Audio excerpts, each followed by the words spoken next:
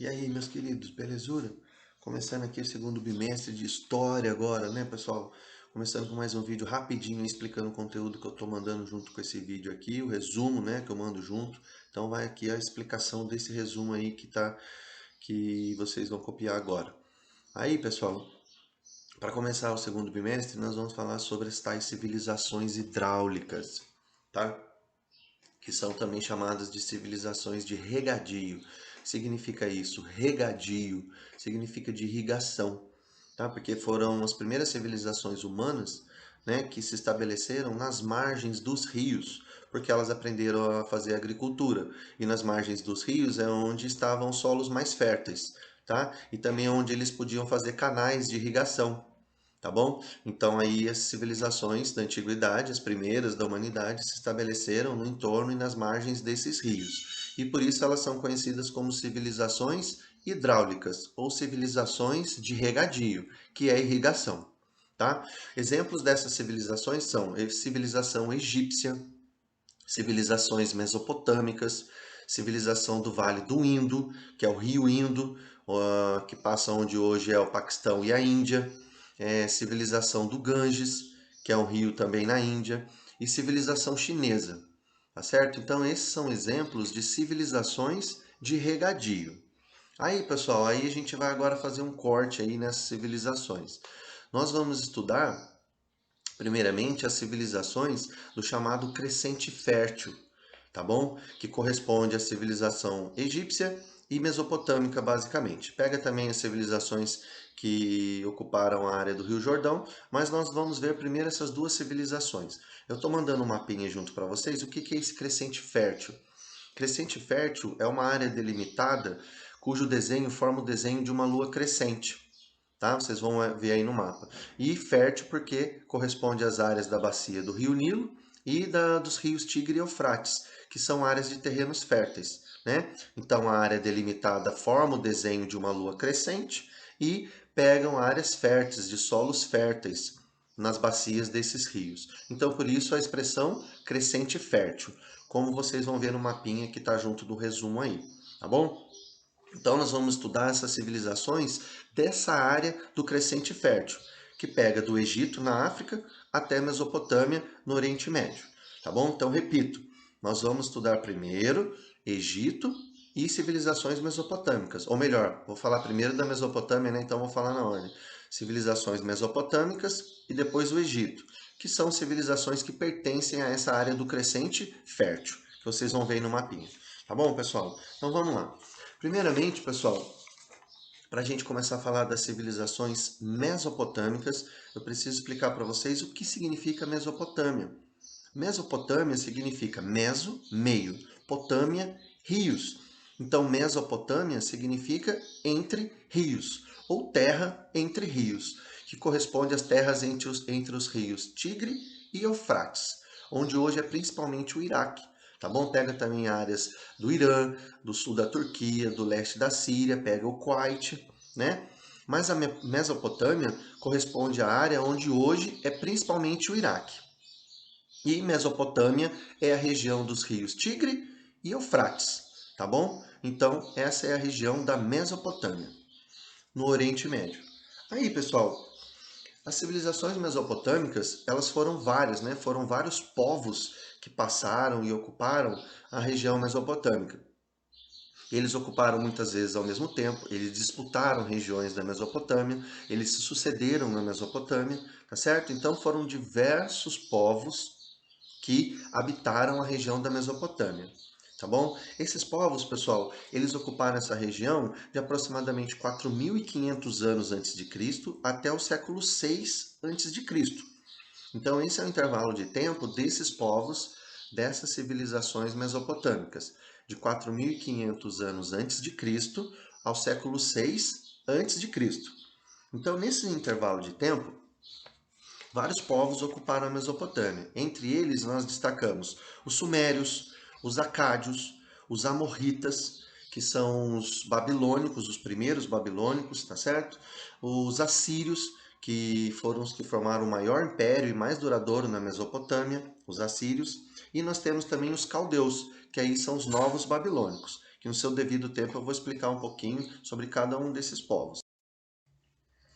Para começar, pessoal, eu vou falar primeiro algumas características gerais. Características que eram comuns a todos esses povos que passaram pela Mesopotâmia, os chamados povos ou civilizações mesopotâmicas, tá certo?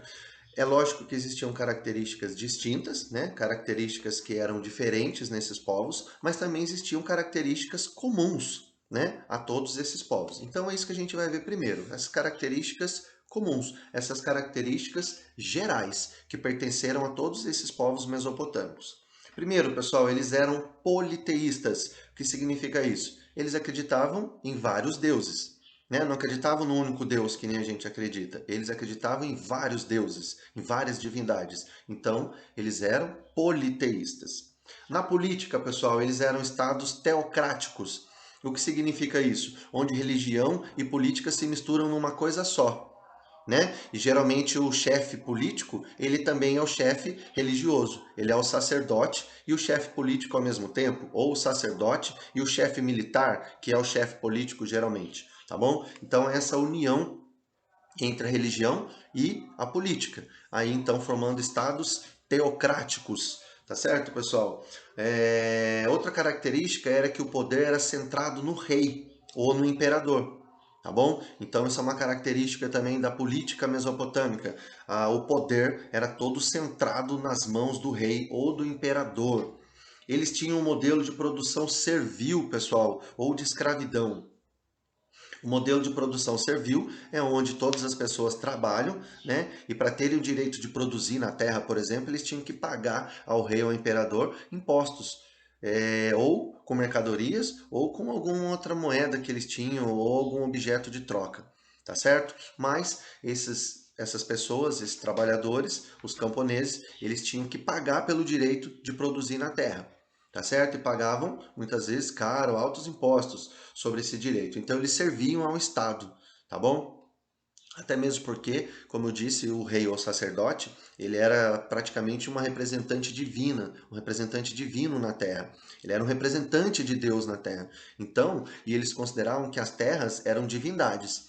Então, como o sacerdote era o representante de Deus e a terra era toda de Deus, então as pessoas tinham que pagar para Deus por esse direito de usar a terra.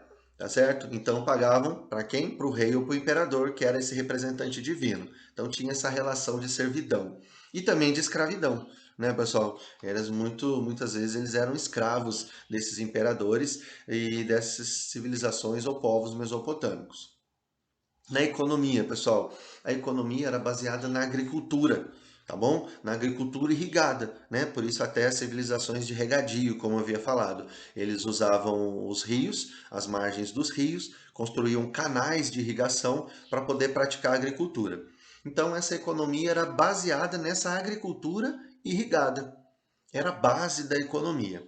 E ela era completada por um comércio nômade, de caravanas, né? Caravanas que passavam fazendo comércio. Então, esse comércio nômade e o artesanato completavam essa economia desses povos mesopotâmicos. Tá certo, pessoal? Então, essas são características comuns a todos os povos mesopotâmicos. Agora, pessoal, nós vamos falar especificamente de um desses povos, primeiramente dos sumérios, tá?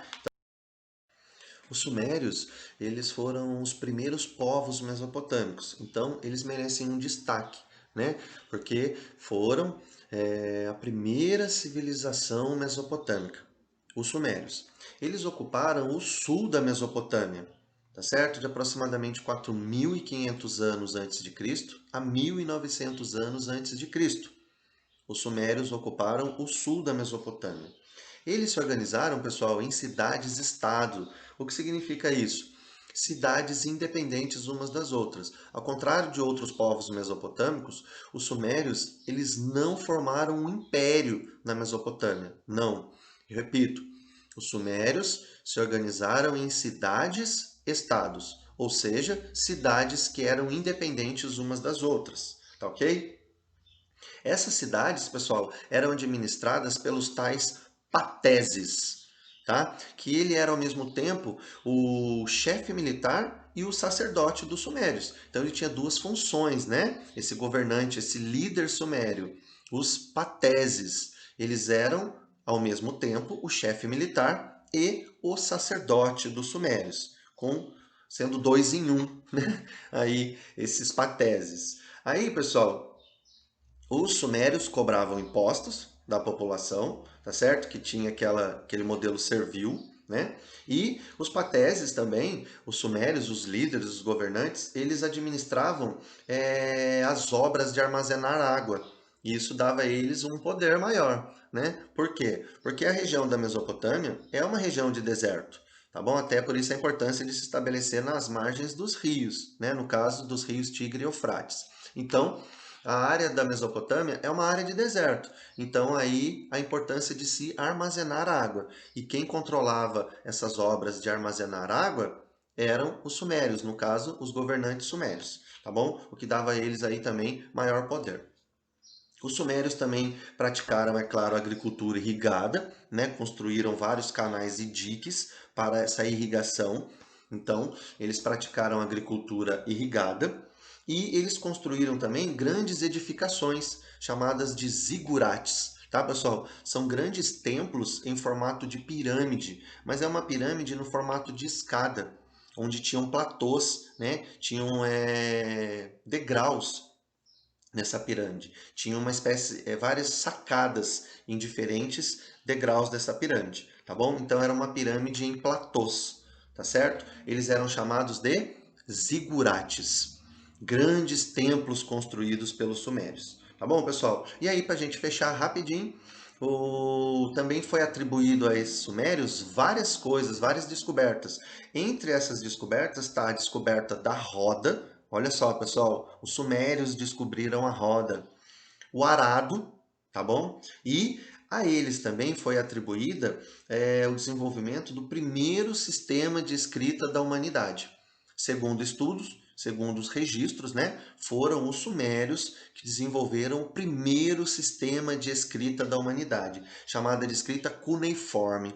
Né, que é uma escrita talhada em argila, onde eles usavam uma cunha para talhar os símbolos e os desenhos que eles desenvolveram na escrita deles. Então, essa é a escrita cuneiforme, o primeiro sistema de escrita da humanidade. Então, foi desenvolvida aí pelos sumérios. Tá certo, pessoal? Então, são alguns destaques, né, do povo sumério. E aí, pessoal, a gente vai ficando por aqui. Dos outros povos mesopotâmicos, eu vou falar no próximo vídeo, tá? Então, por enquanto, é só isso. Fecha a conta e passa a régua.